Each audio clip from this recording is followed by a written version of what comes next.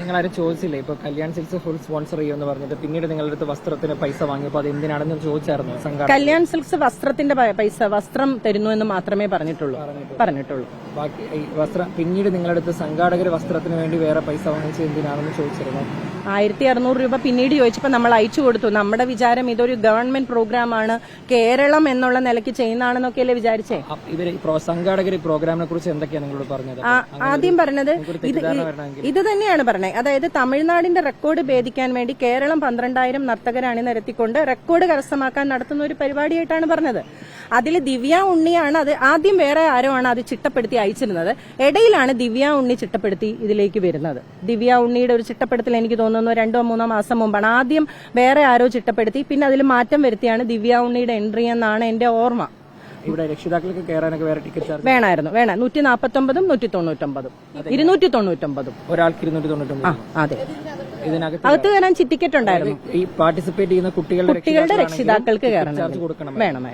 അതും അവർ വാങ്ങിച്ചു. പരിപാടിക്ക് അവസാനം വേറെ വാഗ്ദാനം നൽകിയിരുന്നു, ഇൻഡിവിജ്വൽ സർട്ടിഫിക്കറ്റ് മറ്റും ലഭിക്കണമെന്ന് അങ്ങനെ പറഞ്ഞു. പക്ഷെ അതിന് വല്ലതും കുട്ടികളൊക്കെ അങ്ങോട്ട് കയറിയിരുന്ന ഇപ്പൊ എന്തായിരുന്നു അവസ്ഥ? ഇപ്പൊ ഇതുപോലെ ഒരു ഉറപ്പില്ലാത്തൊരു സ്റ്റേജില് ഇതിനകത്ത് എവിടേക്കോ പറ്റിയിട്ടുള്ള പാളിച്ചകൾ ഒരു ഇന്ത്യൻ സിറ്റിസൺ അല്ലെ ഒരു ആളെന്ന നിലയിൽ നമുക്ക് ആധികാരികമായി അതിന് പറയാൻ റൈറ്റ് ഉണ്ടോ എന്ന് എനിക്കറിയില്ല. പക്ഷേ പൊതുപരിപാടി എന്നുള്ള നിലയിൽ ഇങ്ങനെയൊക്കെ നടത്തുമ്പോൾ എന്ത് വിശ്വാസത്തിലാണ് നമ്മൾ നമ്മുടെ കുഞ്ഞുങ്ങളെ അടക്കം വിടുന്നതെന്നൊന്ന് ആലോചിച്ച് നോക്കൂ.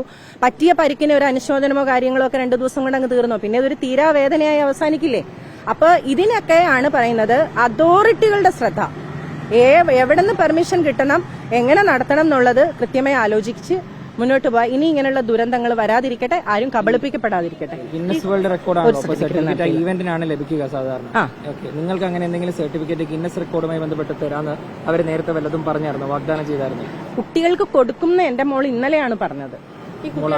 തിക്കി തിരക്കിയാണ് ഏതൊരു ആക്ഷേപം കൂടി വരുന്നുണ്ടല്ലോ. കുട്ടികള് അങ്ങനെ എനിക്ക് അറിഞ്ഞിട്ടില്ല.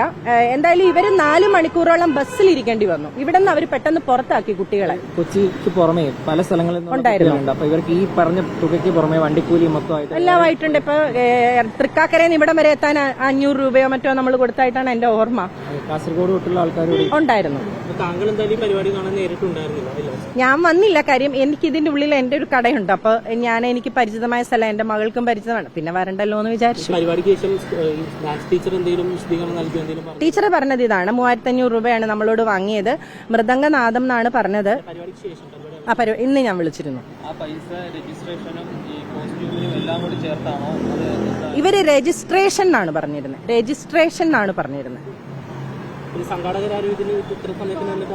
ഇല്ല ആരും കോണ്ടാക്ട് ചെയ്തില്ല. അല്ല സ്വന്തം ചെലവിലാണ്. നമ്മുടെ സ്വന്തം ചെലവിൽ ഡാൻസ് സ്കൂൾ അറേഞ്ച് ചെയ്തു, നമ്മൾ പേ ചെയ്തതാണ്. അതെ പെർ ഹെഡ്. രക്ഷിതാവ് ഉണ്ടെങ്കിൽ അവർക്ക് വേറെ കൊടുക്കണമായിരുന്നു. സീറ്റ് വെച്ച് പൈസ മേടിച്ച പോലെ. എന്റെ ഓർമ്മയിൽ 300-500 എന്താണ് കറക്റ്റ് ഞാൻ ഓർക്കുന്നില്ല. ബുക്ക് മൈ ഷോ വഴി ഉണ്ടായിരുന്നു. അതെ ഗാലറിയിൽ ഇരുന്നേ 149, താഴെ ഇരിക്കണമെങ്കിൽ 299 ആയിരുന്നു.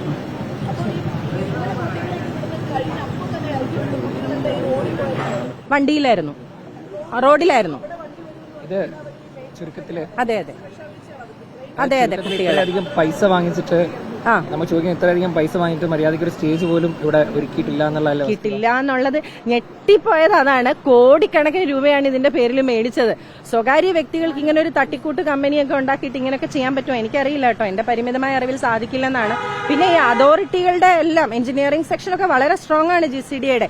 ഇവിടെ GCDയിൽ കടമുറി എടുത്ത ആൾക്ക് ഒരു പെയിന്റ് മാറ്റി അടിക്കണമെന്നുണ്ട് GCDയുടെ പെർമിഷൻ വേണം. അതുപോലുള്ള, അത് മാത്രമല്ല ഇത് ഇന്റർനാഷണൽ സ്റ്റാൻഡേർഡുള്ള സ്റ്റേഡിയമാണ്. ഇവിടെ ഒരു ഗാലറിയിൽ വരുത്തേണ്ട മാറ്റങ്ങൾക്ക് ഒക്കെ വളരെ അളവുകളുണ്ട്.